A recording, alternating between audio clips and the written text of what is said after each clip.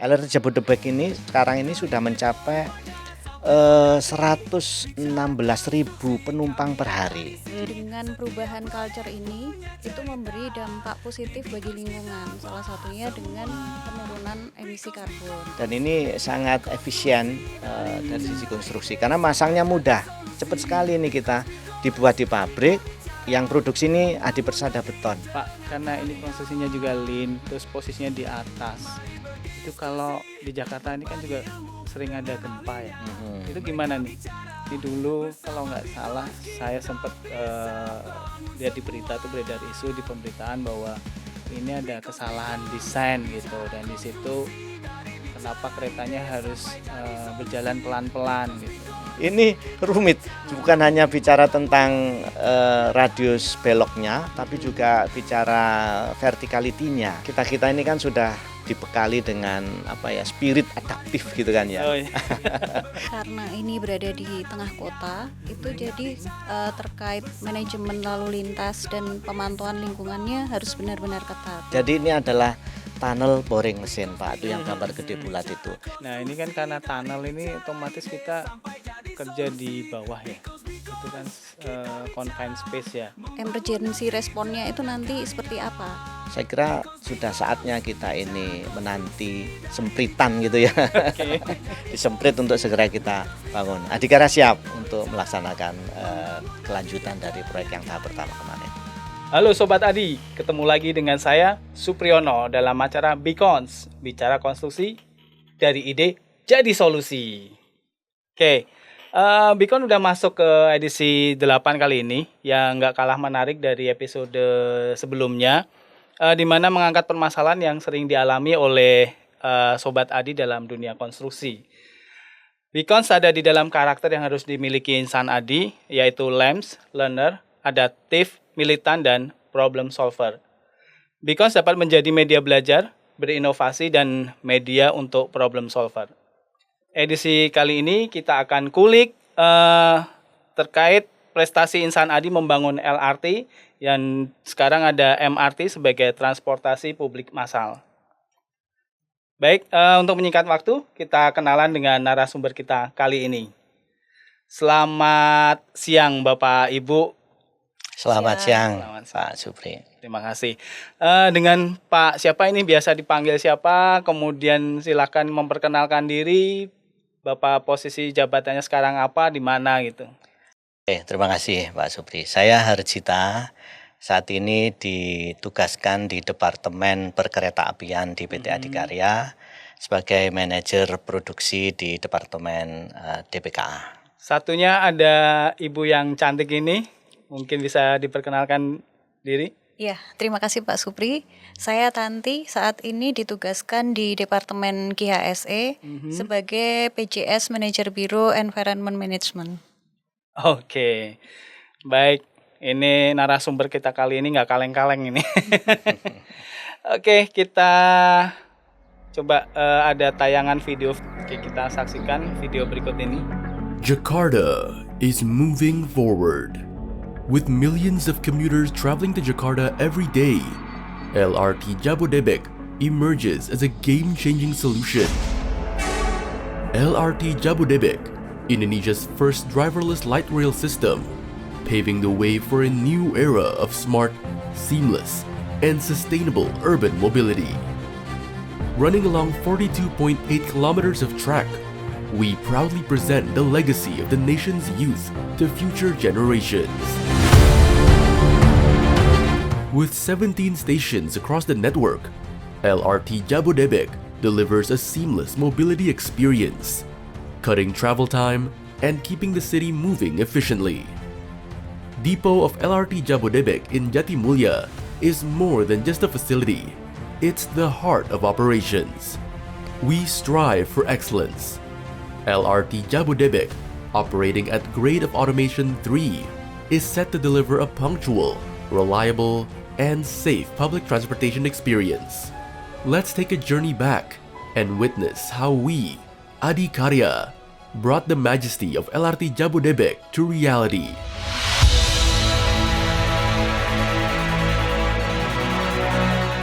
every element of the structure is built together seamlessly, bridging expertise, technology, and innovation in one synchronized effort.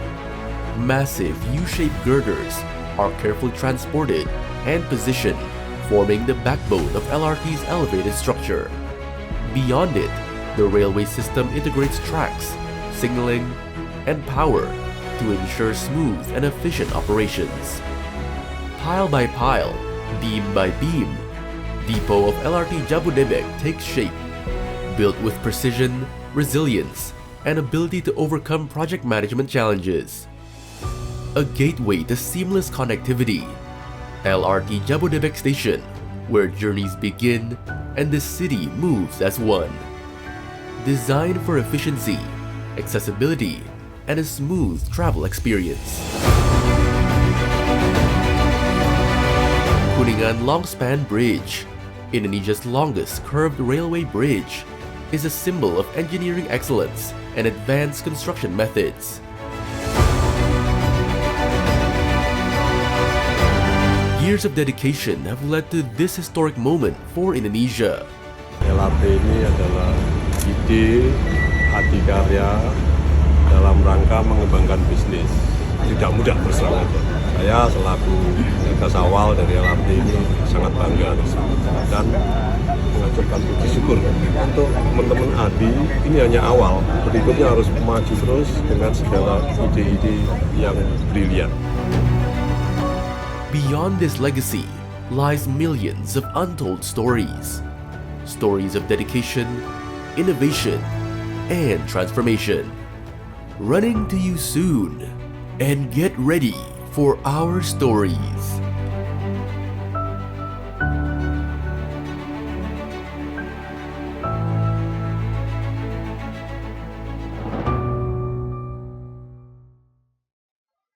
Wah, Baik. bagus sekali ini. Baik, ini tadi kita udah menyaksikan video ya. Ternyata ini dokumen internal dari Adikarya. Ini tadi meng-highlight dari proyek LRT sendiri ya Pak ya, dari awal hingga akhir. Mungkin dari Pak Harjita sendiri selaku perwakilan dari Departemen Perkeretaapian bisa bercerita sedikit nih terkait dengan video tadi. Ya, makasih. Jadi tadi kita lihat LRT ini cukup membanggakan. Jadi ini lahir dari penugasan sebetulnya, ada penugasan pemerintah kepada Adikarya. Kemudian kita bekerja sama dengan Kementerian Perhubungan dan juga konsultan yang kita tunjuk melakukan desain gitu kan. Kita mendesain. Jadi ini adalah pekerjaan design and build gitu kan ya. LRT Jabodebek sendiri dibangun sepanjang 43 km. Jalurnya itu diletakkan di pinggir jalan tol dan juga pinggir jalan arteri. Kemudian deponya tadi kita lihat ada fasilitas pemeliharaan tadi. Deponya berada di Kota Bekasi. Nah, pembangunan ini melibatkan anak bangsa kita sendiri dan Adikarya selaku main kontraktornya. Dengan bangga kita berhasil mengelola project management mulai dari awal pembangunan sampai akhir dan kemudian sampai testing commissioning dan tadi kita lihat juga sampai proses peresmian. Dan hari ini sudah dimanfaatkan oleh publik. Sudah sekitar 3 tahun ini LRT beroperasi dan alhamdulillah masyarakat telah menikmati baik yang dari Jakarta menuju ke Bogor, menuju ke Cibubur, Jakarta ke Bekasi Timur dan sebaliknya. Dan mereka terlihat cukup antusias memanfaatkan moda transportasi baru ini. Kita lihat tadi juga di titik-titik stasiun tertentu sudah dilakukan interkoneksi dengan Transjakarta, dengan kereta api Jabodetabek juga, dan bahkan terintegrasi di KCIC di Halim itu terintegrasi dengan kereta cepat menuju ke Bandung. Ini menunjukkan bahwa desain LRT Jabodebek ini telah mengakomodir namanya desain antar moda sehingga memungkinkan para pecinta transportasi massa itu untuk menikmati ya kemanjaan sistem transportasi di Jakarta khususnya. Dan ini juga kemudian menarik minat masyarakat lain yang semula menggunakan moda transportasi pribadi menuju ke transportasi massal. Jadi sudah merupakan itu prestasi kita semua sebetulnya ini gitu. Iya, betul. Jadi ada perubahan culture ya. Betul, Iya. culture. Dari Bu Tanti sendiri? Iya Pak, jadi dengan perubahan culture ini itu memberi dampak positif bagi lingkungan. Salah satunya dengan penurunan emisi karbon. Kemudian bagi insan Adi sendiri itu juga menjadi hal yang lebih menarik. Karena kan di dalam gedung Adi Tower ini ada jembatan yang langsung menghubungkan ke LRT sehingga Stasiun lebih ya? jadi lebih mudah aksesnya. Kemudian juga dapat mendorong gaya hidup yang lebih sehat, kemudian juga lebih banyak bergerak. Terus LRT ini punya perbedaan nggak sih Pak dengan kereta sebelumnya? KRL. Oh gitu, iya ini sering ditanya ini. Jadi di Indonesia itu yang lama kita kenal itu kan ada kereta api jarak jauh itu ya yang masih menggunakan tenaga diesel. Kemudian di dalam kota, di kota-kota besar di Jakarta, Bogor itu ada KRL. Kemudian ada MRT yang juga lahir duluan sebelum kita punya LRT itu. Nah, LRT ini memiliki perbedaan yang mendasar dengan kereta yang tadi saya sebutkan. Ini keretanya tidak terlalu besar, jadi keretanya ringan ya. Jadi makanya ada kereta api ringan gitu ya, light rail transit. Nah, ini memang ada perbedaan signifikan. Yang utamanya adalah kapasitas angkut gitu ya. Jadi kapasitas angkutnya memang sedikit lebih kecil dibandingkan kereta yang tadi saya sebutkan. Tetapi bukan berarti ini produktivitasnya rendah, enggak. Tapi meskipun kapasitasnya kecil, frekuensi perjalanannya itu yang lebih besar dibandingkan kereta yang konvensional. Jadi nanti dengan menurunkan headway namanya, kemudian frekuensinya ditingkatkan, maka itu kapasitas angkut per daily-nya itu bisa tinggi juga gitu. Ya. Oke, mungkin gambar selanjutnya. Oke, ini terlihat sekali ini kayak warga ya yang antusias mau naik kereta ini. Kira-kira dampak perubahan budaya maupun pergerakan ekonomi itu saat ini itu bagaimana ya? Apakah dari kualitas hidupnya tadi mungkin yang disampaikan sama Bu Tanti tadi itu? Iya. Ini ya menarik ini. Ini waktu di syuting waktu sepi ini sebetulnya. Oh, waktu sepi. Jadi kalau pas kredit nggak bisa ngelihat satu persatu orang. Banyak sekali tuh orang akan berjejal di depan platform screen door itu. Nah, dampak terhadap sosial itu cukup besar. Jadi terjadi saat ini yang saya amati kita bisa melihat semua bahwa ada perubahan perilaku masyarakat commute ya dalam melakukan mobilitas, mulai dari yang bekerja maupun yang pebisnis yang lainnya. Itu mereka mulai menyukai menggunakan transportasi umum dibanding dengan yang sebelumnya dia gunakan transportasi private gitu kan ya. Dan ini sudah menjangkau ke kalangan masyarakat menengah bahkan ke atas. Jadi kita lihat beberapa kali saya juga ke stasiun, ada juga tayangan di media, beberapa ya pejabat, kemudian beberapa pebisnis itu mereka menyukai naik LRT ini karena ketepatan waktu ya dan simpel gitu naiknya.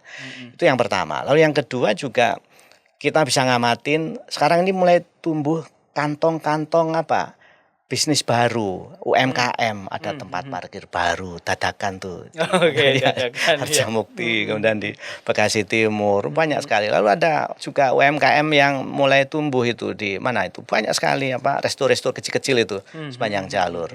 Di samping tempat kita ini, di samping kantor kita juga ada loh itu sebelah kiri itu. Itu kayaknya restoran itu. Jadi ini memberikan bangkitan susulan gitu ya, mulai dari ekonomi, kemudian memberikan inspirasi masyarakat untuk bertransformasi dari kendaraan pribadi ke kendaraan umum.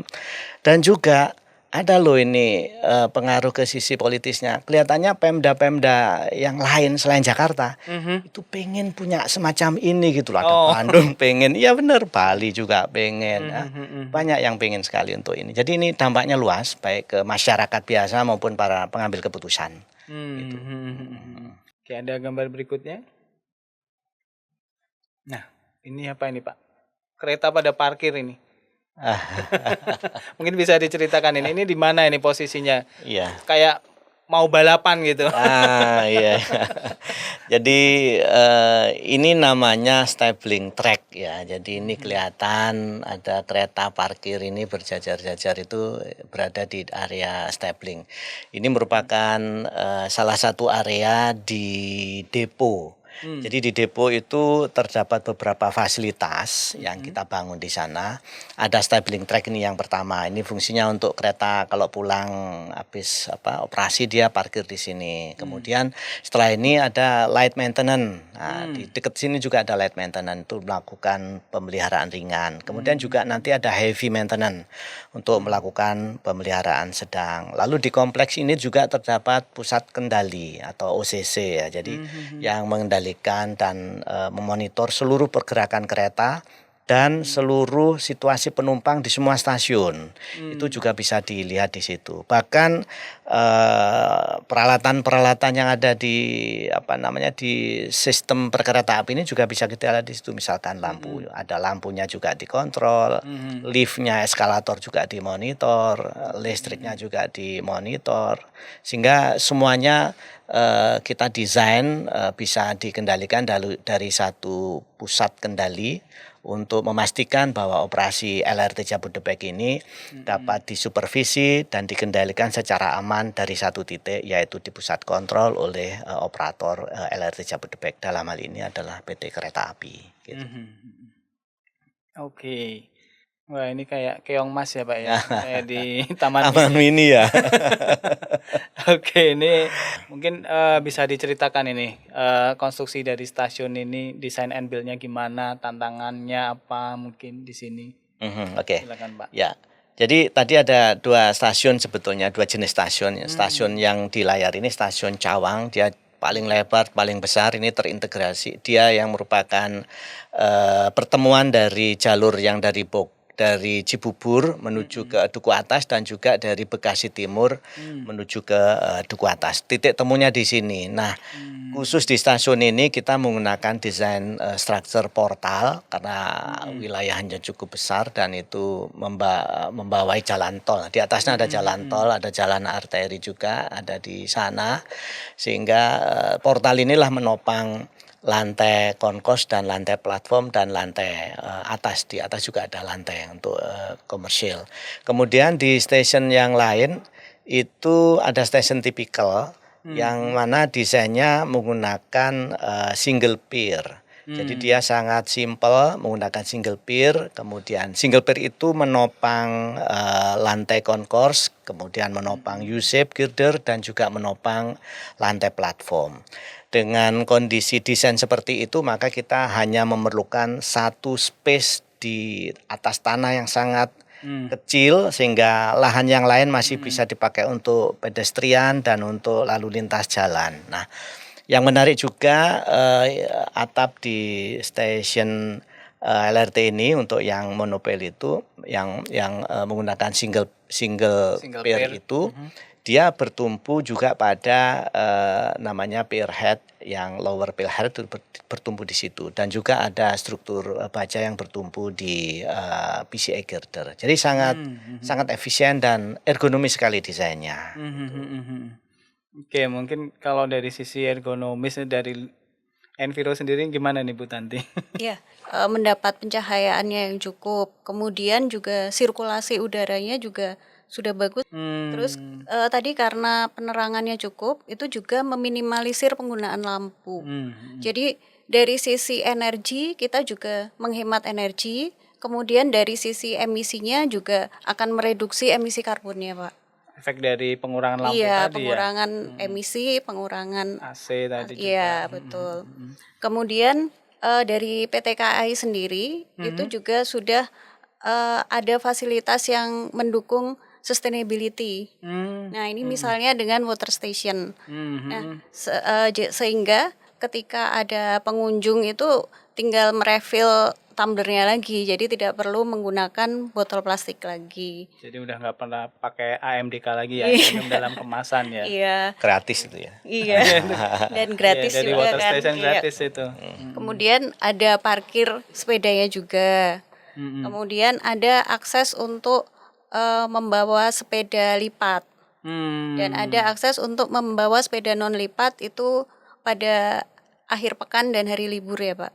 Oh, Jadi oke. itu juga membantu mempermudah konektivitas para penumpangnya. Iya, apalagi antusias orang-orang untuk Car Free Day itu Iya kan pasti betul. mereka yang nggak punya sepeda lipat kan sepeda biasa ya. Iya. Cuman parkirnya tadi di atas apa di bawah Bu ya? Pastinya di bawah Di kan bawah ya? lah. Di bawah stasiun Pak. ya. Iya di stasiunnya. Oke. Baik, gambar selanjutnya mungkin.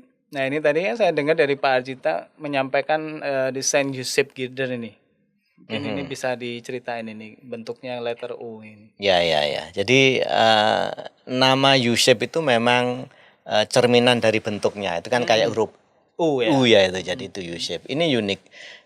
U-shape girder ini merupakan girder pilihan dari kita kontraktor adikarya untuk diterapkan di LR Jabodebek karena memiliki bermacam-macam keunggulan. Oke. Nah, ya. Jadi keunggulan pertama, U-shape ini berbentuknya seperti huruf U, kemudian di atasnya itu kan ada tekuk ke dalam. Nah, Kupingan-kupingan ya, kupingan itu. itu. Nah, itu fungsi yang pertama itu untuk melakukan redaman. Redaman suara. Jadi kereta itu kan rodanya besi ketemu rel besi. Bisa dibayangin kan Yeah. betapa berisiknya besi ketemu besi kan. Yeah. Nah, itu diredam sama dia suaranya. Jadi itu noise absorber gitu ya. Jadi bisa menekan itu ya. Kemudian fungsi yang kedua di bagian atas.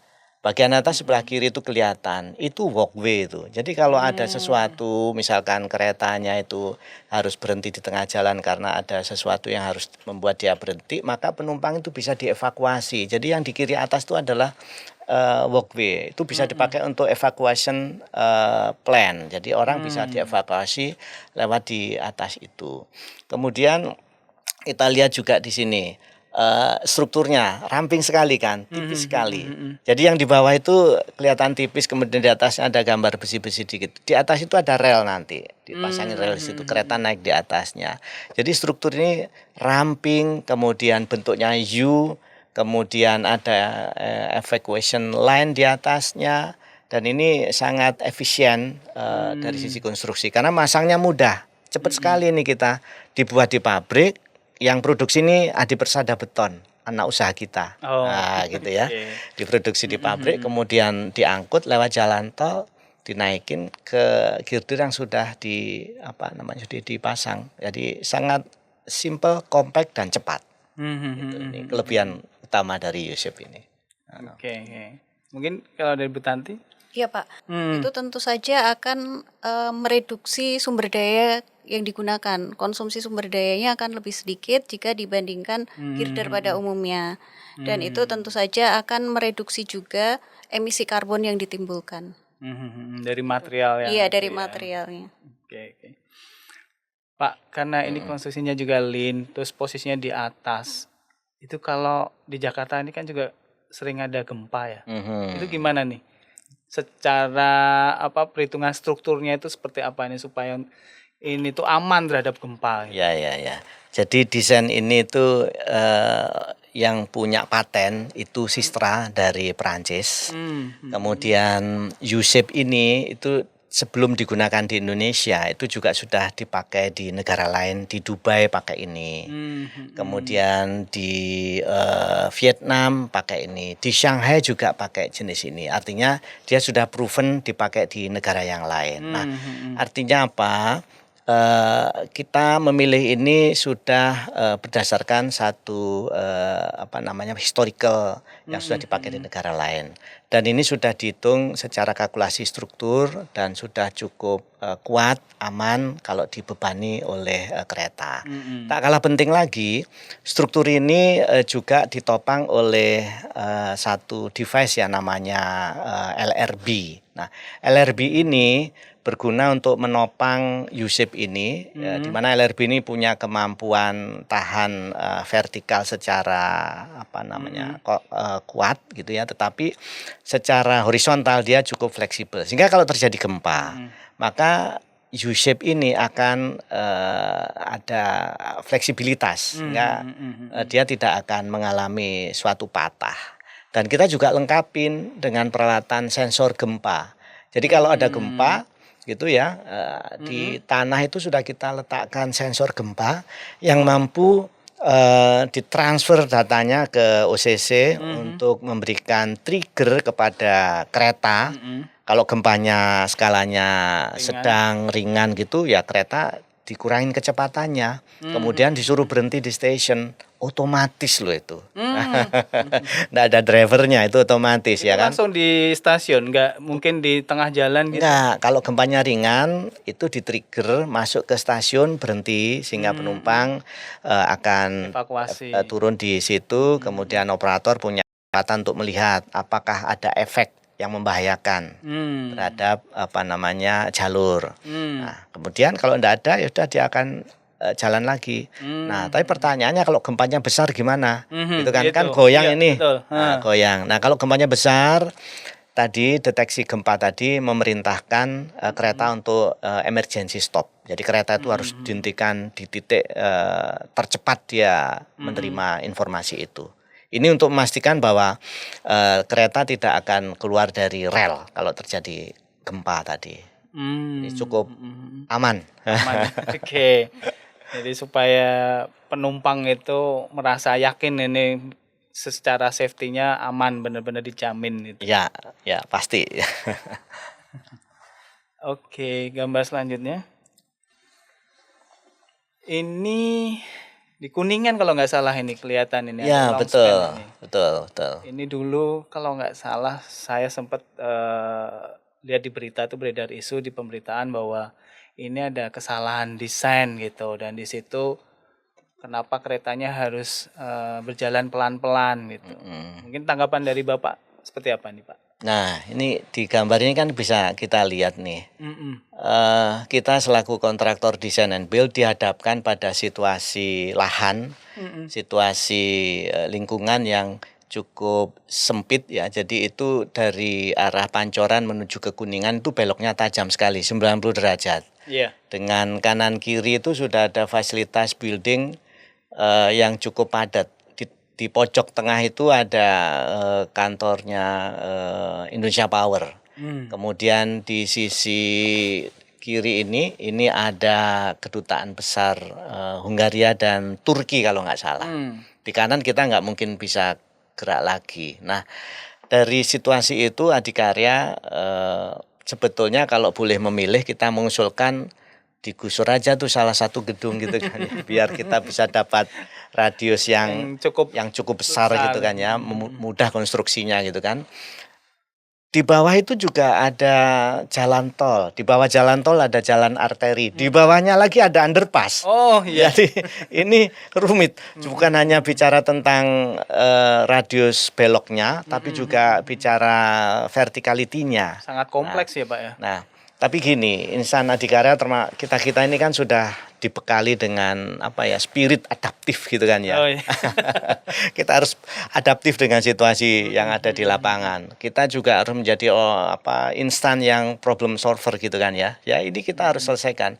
Kita mendesain ini dengan hitungan-hitungan standar internasional dan kemudian mendapatkan persetujuan, dan ini adalah long span ya. Ini adalah long span jembatan yang terpanjang di Indonesia untuk jalur kereta api dan mendapatkan rekor muri. Dan ini sudah lolos uji, baik uji dari jembatan maupun dari uji kecepatan di sisi lengkung tersebut. Jadi itu sudah based on our design, ngikutin pada standar kriteria standar internasional maupun mengacu kepada desain kriteria yang diberikan oleh Kementerian Perhubungan. Gitu, Pak Supri. Ya. Cukup lumayan ini. Udah panjang dan melengkung. Panjang melengkung. Ya. Oke, gambar selanjutnya. Wah, ini videonya cukup menarik ini Pak Arzita. ini ada time lapse long span LRT Jabodebek. Ya, di Kuningan ini. Iya, ini di Kuningan. Mungkin Bapak bisa ceritakan ini pada saat masa konstruksi ini. Ya, ini jembatan yang kita bangun dan memiliki prestasi luar biasa baik di nasional maupun di internasional gitu ya. Jadi jembatan ini merupakan jembatan untuk kereta api terpanjang di Indonesia. Ini terpanjang lengkung lagi gitu ya. Ada beberapa rekor yang berhasil penghargaan kita penghargaan. Di internasional kita dapat penghargaan di India atas jembatan ini. Kemudian di nasional itu ada beberapa rekor muri. Nah, gitu. Banyak. Oke, banyak ya. Mau Bisa sebutin? disebut satu-satu, Bisa. silakan. Ya, aku baca dulu nih. Siap, oke. Jadi yang pertama tadi itu jembatan lengkung bentang panjang yang dibangun dengan menggunakan balance cantilever di radius lengkung 115 meter. Jadi untuk jalur kereta, lengkung 115 meter itu jarang sekali. Apalagi ini di jembatan. Jadi kita mendapatkan rekor muri. Ya. Itu yang pertama. Yang pertama. Jadi yang kedua, kita juga mendapatkan rekor pembebanan aksial static loading test terbesar di Indonesia. Jembatan kita. Itu yang kedua, karena tidak semuanya seperti ini. Kemudian yang ketiga, rekor muri juga, kita memiliki jalur kereta api dengan U-shape girder terpanjang di Indonesia. Ada. Yang ada jalur di atas tanah itu ada, mau berapa 1000 kilo itu ada. Tapi kalau di elevated menggunakan U-shape, ya hanya ini, LRT Jabodebek ini. Makanya kita dapat rekor. Kemudian yang keempat ya adalah kita berhasil melakukan pengiriman U-shape girder ini sebanyak 2.800-an saya lupa jumlahnya dari pabrik ke titik konstruksi zero accident. Pada ini saat juga, pelaksanaannya juga pada saat pelaksanaan. Jadi ini luar biasa. Jadi teman-teman sangat ketat di dalam melakukan monitoring dan antisipasi supaya tidak terjadi kecelakaan kerja pada saat pengiriman. Kemudian yang kelima, kita juga mendapatkan rekor untuk produksi U-shape girder pertama di Indonesia untuk bangunan kereta api, untuk jalur kereta api. Ya, jadi itu rekor yang kita bisa capai dan kita catatkan. Sebetulnya masih banyak sekali. Oh, masih banyak sekali ya. Baik, nggak apa-apa. Terlalu panjang nanti episodenya. Betul. Oke, selanjutnya kita lihat. Nah, ini kereta MRT ya. Proyek MRT di Jakarta dari Departemen Perkeretaapian ini itu juga membangun MRT ya Pak ya? Iya. Mungkin bisa diceritakan singkat ini pelaksanaan proyek MRT. Iya. Kalau di layar ini kita berpartisipasi pada pembangunan proyek MRT Jakarta fase 2. Yaitu kontrak package CP 201 dan 202. Itu semuanya ada jalur keretanya di bawah tanah underground. Kita ber-JV dengan kontraktor Jepang, Shimizu dalam hal ini. Lingkup pekerjaan kita adalah station, kemudian MEP di dalam station maupun di tunnel, serta terowongannya itu sendiri. Kita kerjakan 2 paket di sana.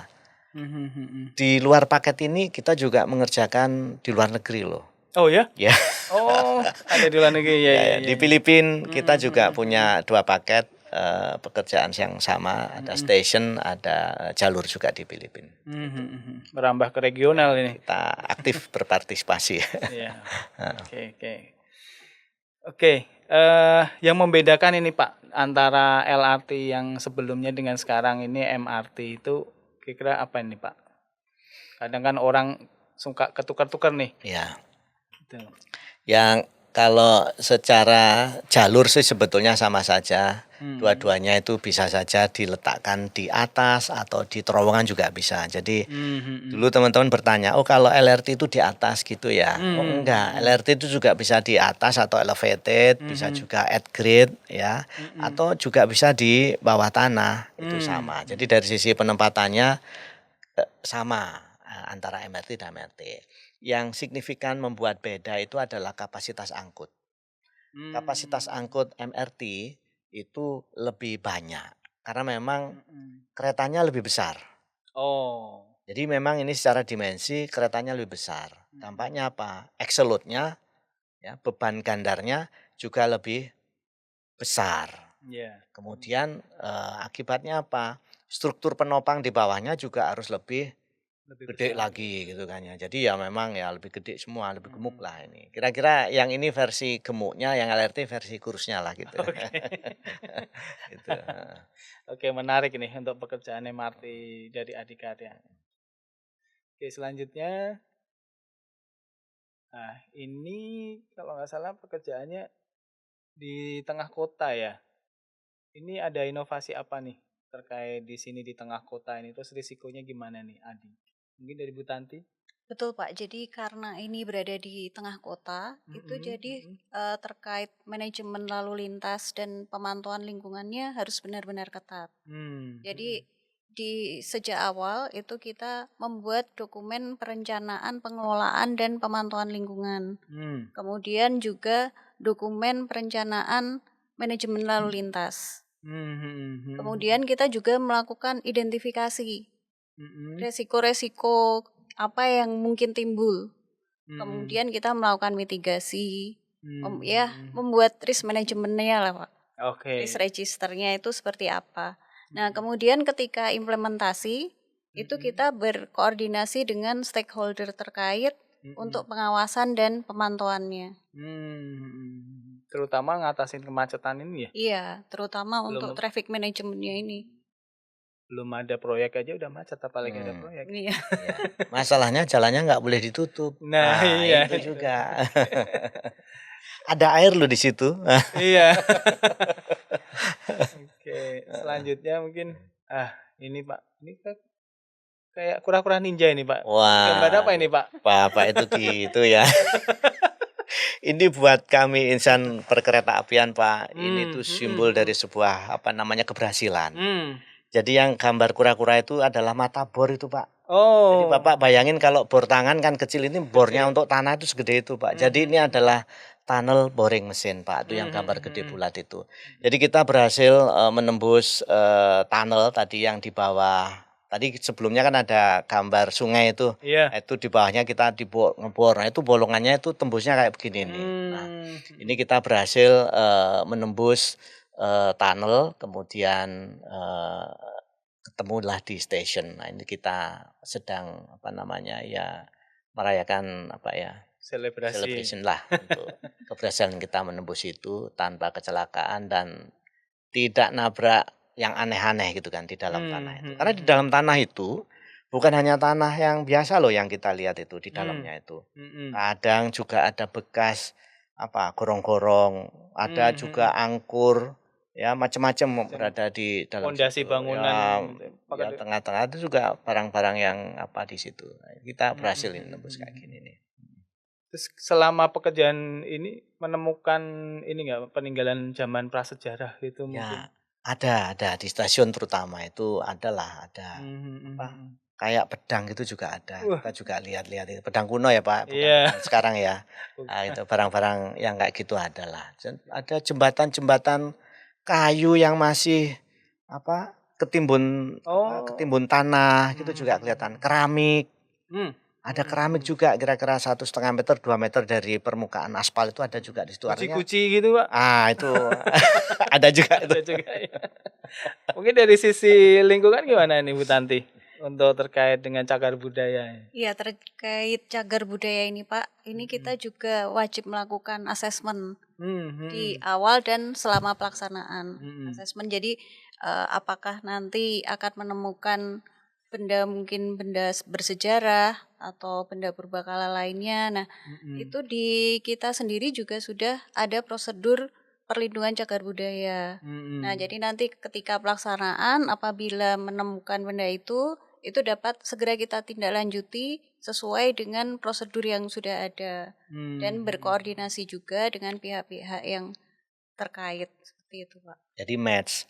Secara ketentuan kontrak itu kita diatur kalau ada cagar budaya, Mhm. maka barang itu harus diamankan. Mhm. Dan secara internal Adikarya juga punya ketentuan itu. Jadi makanya kalau Mhm. kita ini internal juga punya prosedur itu, Iya. eksternalnya juga meminta itu, maka itu match. Gitu kan. Mhm. Bagus sekali sinerginya itu. Ya. Nah, ini kan karena tunnel ini otomatis kita kerja di bawah ya.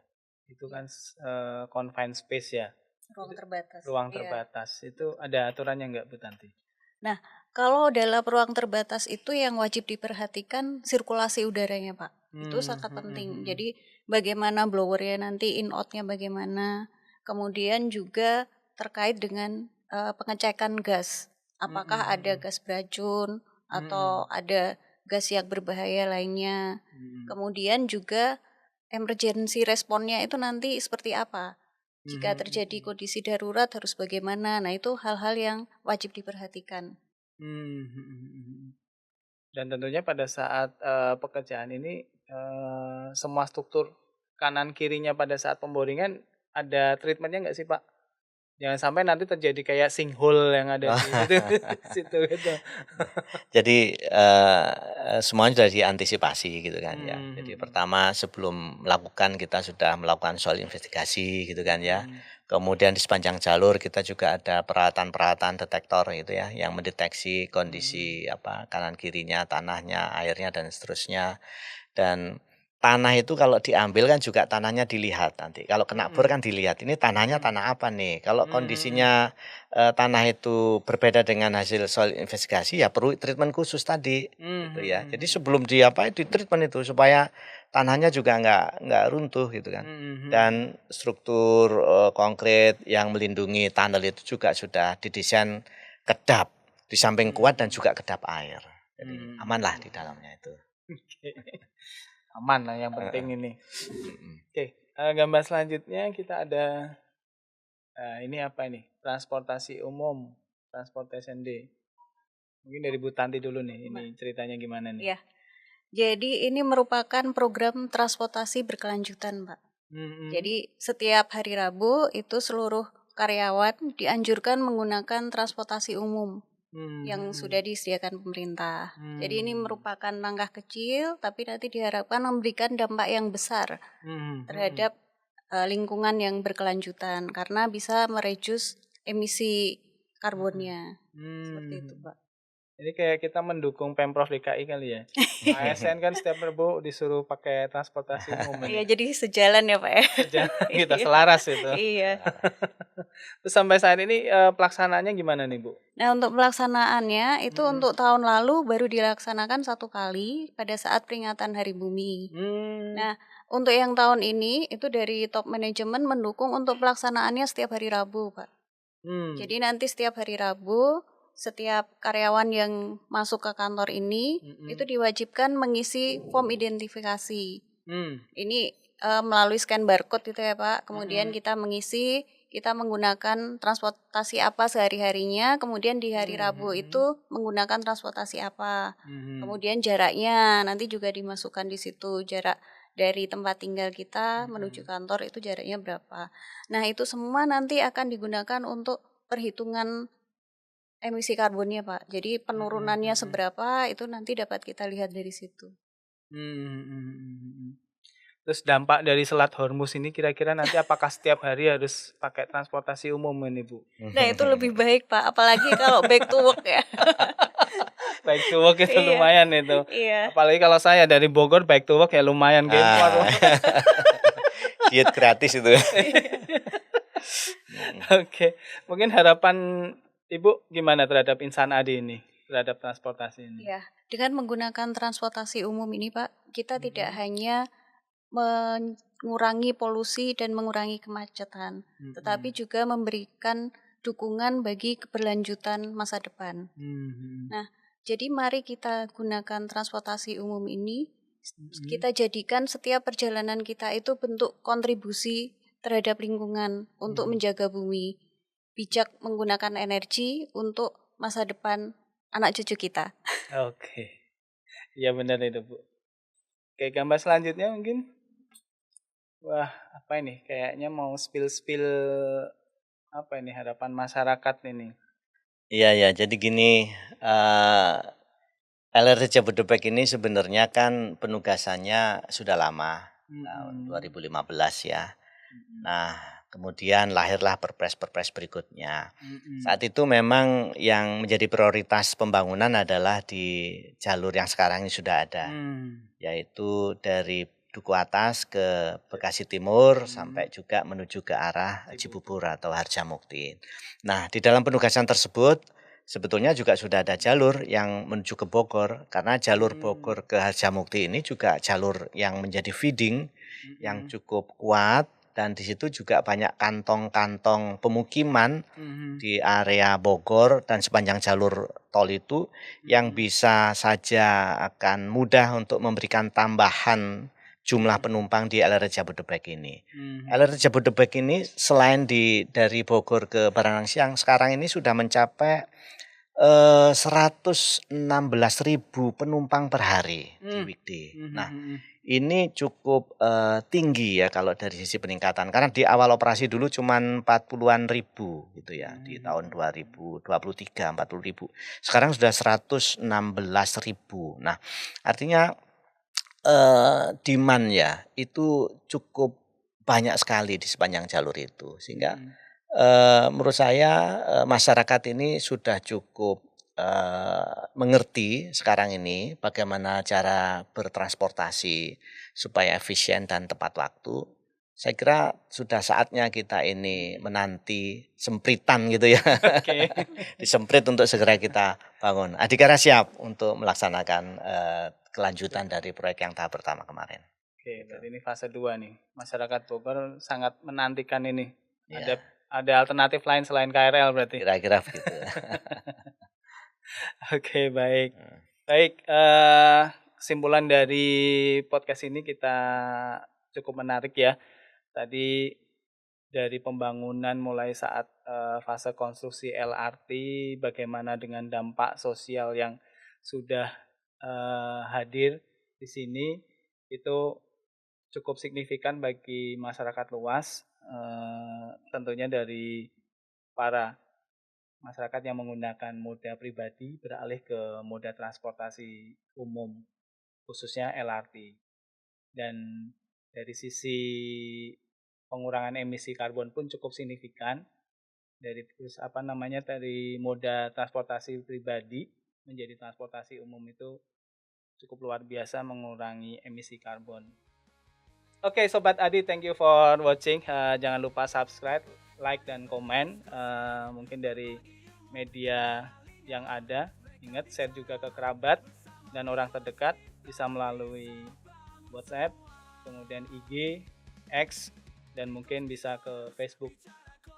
Dan jangan lupa tonton episode sebelumnya. Kemudian jika ada usulan tema yang mau dibahas, silahkan tulis di kolom komentar. Saya Supri undur diri, sampai ketemu di podcast Beacons selanjutnya. Beacons, bicara konstruksi. Dari ide, jadi solusi.